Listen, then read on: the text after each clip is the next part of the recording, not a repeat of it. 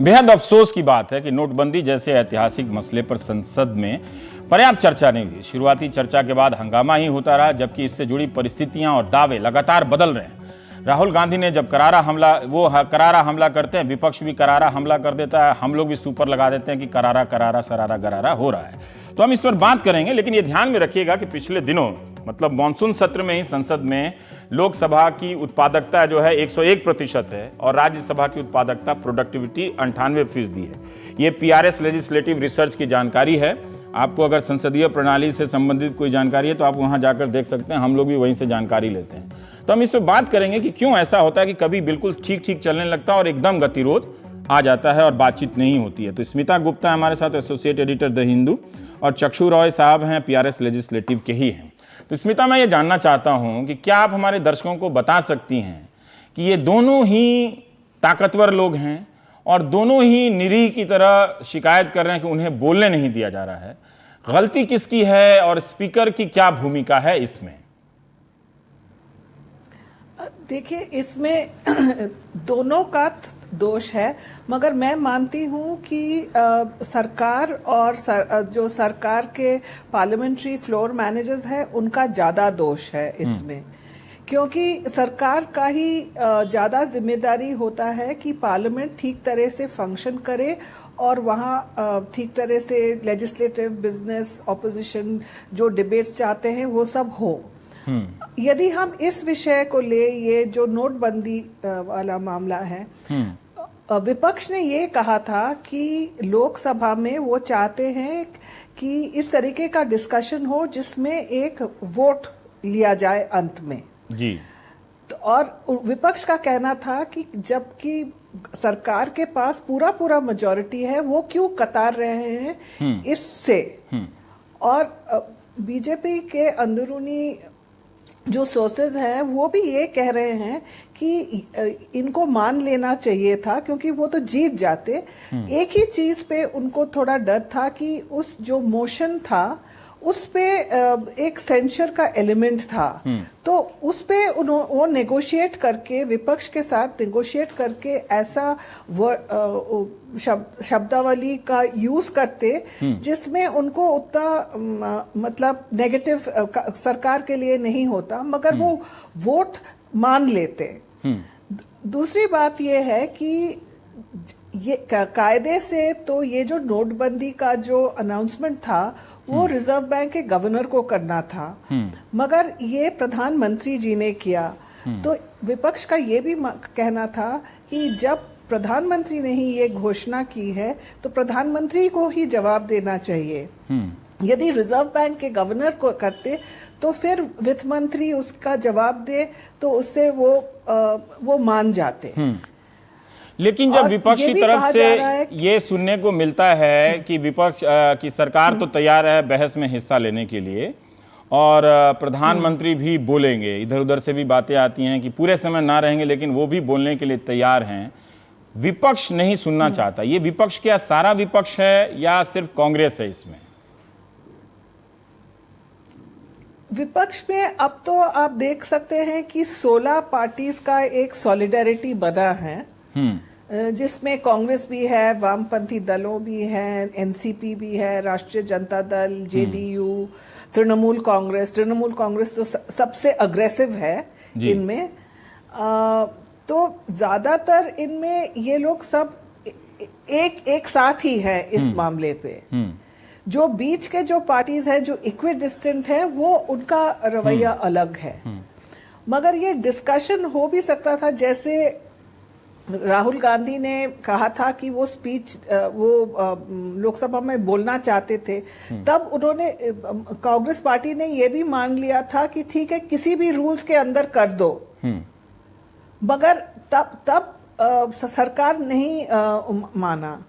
एक चीज कहा जा रहा है कि जो सरकार की पार्लियामेंट्री मैनेजर्स उन पर यदि छोड़ दिया जाता तो शायद कुछ बन सकता था, मगर ऊपर से उनका जो था कि you must not accept concede anything that the opposition wants. क्योंकि पहले भी हुआ है, पहले साल जब 2014 में जब ये सरकार आई थी, आपको याद होगा कि प्रधानमंत्री एक बार आए थे, उनके कई मंत्रियों ने अनाप शनाप कह दिया था। और फिर प्रधानमंत्री अपॉलॉजी, ठीक अपॉलॉजी नहीं मगर एक एक्सप्लेनेशन उन्होंने दिया था पार्लियामेंट में, मगर फिर भी ऑपोजिशन उसको माना नहीं था।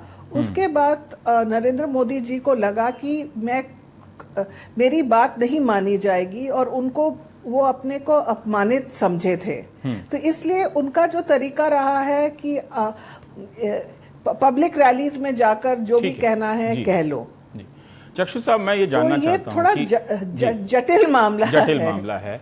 लेकिन नोटबंदी इससे तो हर किसी का मतदाता प्रभावित है अगर देखा जाए तो क्या ये संसदीय नियमों से ही एक तरह से बंधा रहना चाहिए? अगर ये राष्ट्रीय मसला है, इस वक्त चर्चा होनी चाहिए, तो क्या कोई और दुनिया के किसी लोकतंत्र में या पार्लियामेंट्री सिस्टम में कोई ऐसी व्यवस्था है कि कोई मसला विपक्ष और सत्ता के बीच में फंसकर ना रह जाए? मतलब वो सदन की भी प्रॉपर्टी हो सकती है ना वो। बिल्कुल रविश, ये बात एकदम सही है कि कुछ डिस्कशन है। मुझे तो लगता है कि एक डिस्कशन होना चाहिए और मुझे ये भी लग रहा है कि विपक्ष जो पहले कोई हफ्तों में ज्यादा अग्रेसिव रहा है, अब उनको लग रहा है कि अब उनको अपनी बात रखने का जगह नहीं मिल रहा है। यदि एक पूरा डिबेट हो तो वो जो मसले वो सामने। जी स्मिता जी, मेरा ये सवाल हमारे साथ स्टूडियो में चक्षु रॉय साहब हैं, पीआरएस लेजिस्लेटिव के, उनसे भी पूछ रहा हूँ। जी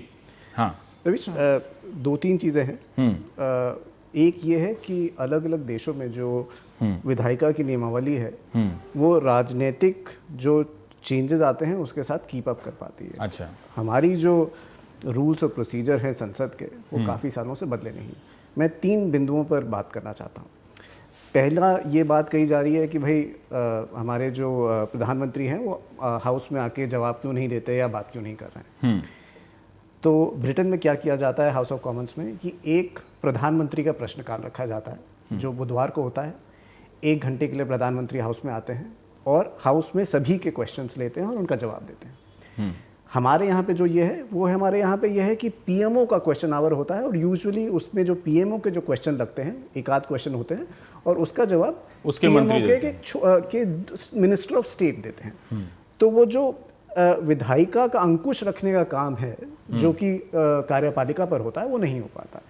तो एक बदलाव शायद यह आ सकता है जिसमें शायद हो सकता है कि फिर जो विपक्ष है उसकी ये डिमांड ना रह जाए कि भाई प्रधानमंत्री उतना नहीं आते हैं, नहीं बात कर सकते हैं। बट हमारे यहाँ पे ये नहीं होता है, पहली चीज़। लेकिन यहाँ पे कोई दिन तय है हमारे भी संसद में कि जिसमें प्रधानमंत्री को रहना पड़ता है? नहीं है, थर्सडे। हाँ, वो थर्सडे इसलिए तय है क्योंकि उस दिन पीएमओ के क्वेश्चन लगते हैं। इसलिए लेकिन उसका जवाब प्रधानमंत्री दें ये जरूरी नहीं। ये जरूरी, ठीक है। अच्छा, दूसरा ये कि किस चीज पर वोट हो और किस चीज पर वोट ना हो। ठीक है, हमारे यहाँ पे 2-3 चीजें बधी हुई हैं जिस पर कि डिवीजन होता है, बाकी सब वॉइस वोट से पास हो जाता है, चाहे वो मोशन हो चाहे वो बिल हो। ठीक है। बाकी देशों में क्या है, हर चीज पर रिकॉर्डेड वोटिंग होती है और हर चीज पर रिकॉर्डेड वोटिंग होती है तो आपको मालूम पड़ जाता है कि भाई कौन किस मत पर खड़ा हुआ है। मैंने अगर ऐसी व्यवस्था हो जाए कि जब भी बहस होगी उस पर वोटिंग होगी और उस पर कोई अपवाद नहीं होगा, तो इसमें एक मामले में वोटिंग को उसको बड़ा बना के कि उसमें सरकार हार गई तो उसकी नैतिक हार है या ये हार है, उसके बजाय हर मुद्दे पे सरकार की जीत या सरकार की हार या उस मुद्दे की जीत या उस मुद्दे की हार की तरह से देखा जाए, ना कि सरकार की जीत सरकार की हार के रूप में। और हमारे देश में भी सिवाय कॉन्फिडेंस वोट को छोड़ के। ठीक। और हमारे देश में भी ऐसा हुआ है कि जब सरकार कोई मत हार जाती है तो ऐसा नहीं है कि सरकार गिर जाती है। मैं आपको 2 उदाहरण दूंगा। प्रेसिडेंट का जो अभिभाषण था उस पर एक मोशन ऑफ थैंक्स होता है। उसमें राज्यसभा में 2-3 अमेंडमेंट ऐसे थे जिसमें सरकार वोट हार गई थी। ठीक है, सरकार नहीं गिरी। मुझे याद है यूपीए 2 के समय पर मनमोहन सिंह जी की सरकार थी और जब लोकपाल का विधेयक पास हो रहा था तो उसमें एक संवैधानिक संशोधन लाया जा रहा था। सरकार वो संवैधानिक संशोधन हार गई थी, सरकार कभी नहीं गिरी थी। जो हमारे वाइस प्रेसिडेंट हैं उन्होंने काफ़ी बार ये कहा है कि जो ये प्रक्रिया है जिसमें वोटिंग हो और उसके वजह से सरकार हार जाए, वो सिर्फ आप जैसा कह रहे थे एक ही चीज़ पर रखा जाए, जब नो कॉन्फिडेंस मोशन हो वही वाला वोट जब सरकार हारे तब सरकार गिरे, उसके अलावा। मैं एक सवाल करना चाहता हूं कि भारत की संसद की प्रणाली और कोई एक देश जिसके बारे में आपके पास जानकारी उपलब्ध हो, अगर कोई सांसद यही कह दे कि मैं इस सदन से नोटबंदी पर चर्चा की मांग करता हूं, जिसमें मैं चाहता हूं कि विपक्ष भी बोले और सत्ता पक्ष भी बोले, तो क्या ऐसी व्यवस्था वहां के सदनों में है, क्या यहाँ है? या यही कांग्रेस और बीजेपी ही मिलकर तय करेंगे कि बहस होगी या नहीं होगी, या फुटबॉल बाहर खेला जाता रहेगा? ये प्रक्रिया हमारे यहाँ पे भी है और दूसरे देशों में भी है। फर्क सिर्फ ये है कि जो हमारे यहाँ की प्रक्रिया है उसकी जो उसका जो दायरा है वो दोनों पक्ष बैठ के तय करते हैं, और वो दोनों पक्ष बैठ के ऐसा तय करते हैं कि अगर उसमें आपस में मेल नहीं बैठता है तो डिस्कशन नहीं होता है। बाकी जगह पे ऐसा नहीं होता है। बाकी जगह पे ये होता है कि भाई अगर आपने नोटिस दिया है और वो नोटिस एक्सेप्ट हो गया है तो उस पर डिस्कशन चालू हो जाती है, और इसका एक रीज़न है। उसका रीज़न ये है कि जो हमारे यहाँ पे डिबेट होते हैं वो पॉलिटिकल लाइंस पे डिवाइडेड होते हैं, और एक एंटी डिफेक्शन लॉ है, विप इशू हो जाता है। तो जब विप इशू हो जाता है तो आप अपनी पार्टी के लीडर हैं, स्मिता जी अपनी पार्टी के लीडर हैं, आप दोनों डिसाइड करेंगे कि क्या डिबेट होगा और क्या सबकी लाइन क्या सबकी लाइन रहेगी। तो उसमें जो 545 सांसद हैं उसमें 545 मत ना होकर 2 दलों के मत आते हैं जो उनके अध्यक्ष द्वारा तय किए जाते हैं। अब जब सिर्फ 2 ही लोगों के मत होते हैं उसमें, बाकी सब लोग रबर स्टैंप हो जाते हैं, बोलने का अभ्यास करते हैं एक तरह से, उसके दाएं बाएं थोड़ा इधर उधर लाइन लेके। जी, तो डिस्कशन क्या रह जाता है, क्या वाद और क्या विवाद। ठीक है, तो जो संसद हमारी है जहाँ पे आइडियाज आने चाहिए, जहाँ पे डिस्कशन होना चाहिए, वो एक रबर स्टैंप प्रणाली रह जाती है। मुझे मालूम है आपके पास कितने नंबर है, आपको मालूम है मेरे पास अब मुझे आप दोनों से जानना चाहता हूँ कि इसमें स्पीकर की क्या भूमिका होना चाहिए। देखिए 2 बड़ी हस्तियां, प्रधानमंत्री कह रहे हैं उनको बोलने नहीं दिया जा रहा है, राहुल गांधी कह रहे हैं उनको बोलने नहीं दिया जा रहा है, तो अगर दुनिया के बाकी देशों के स्पीकर की क्या भूमिका होती है, हमारे स्पीकर की क्या भूमिका होनी चाहिए? जी, वो क्यों चुप है? मतलब देखिए, जो संसद चलाने की जिम्मेदारी है वो स्पीकर के पास है। स्पीकर के पास कुछ रूल हैं जिसमें कि स्पीकर के पास डिस्क्रिशन है, और कुछ रूल हैं जिसमें स्पीकर के पास डिस्क्रिशन नहीं है। ठीक है, समझ गया। हाँ, अब जब स्पीकर एक राजनीतिक वाद विवाद में फंस जाते हैं तो स्पीकर हाउस नहीं चला सकते। ठीक है, क्योंकि ये जो राजनीतिक वाद विवाद है उसकी आम सहमति राजनीतिक पार्टियों के बीच में बननी है। स्पीकर आम सहमति नहीं बना पाते हैं। ठीक है, तो पहला तो ये हो जाता है। अब जब स्पीकर आम सहमति नहीं बना सकते हैं, वो ऑल पार्टी मीटिंग बुला सकते हैं, कन्वीन करा सकते हैं, बट जब वो कंसेंसस नहीं बनता है और वो बाईपार्टिजन, उनका कोई वीटो नहीं होता कि मेरा फैसला है, हाउस मेरा है। नहीं, क्रिकेट मैच में रेफरी खड़े होकर देखता है और ये देखता है कि गेम कैसा चल रहा है और ठीक से खेला जा रहा है कि नहीं खेला जा रहा है। ठीक है,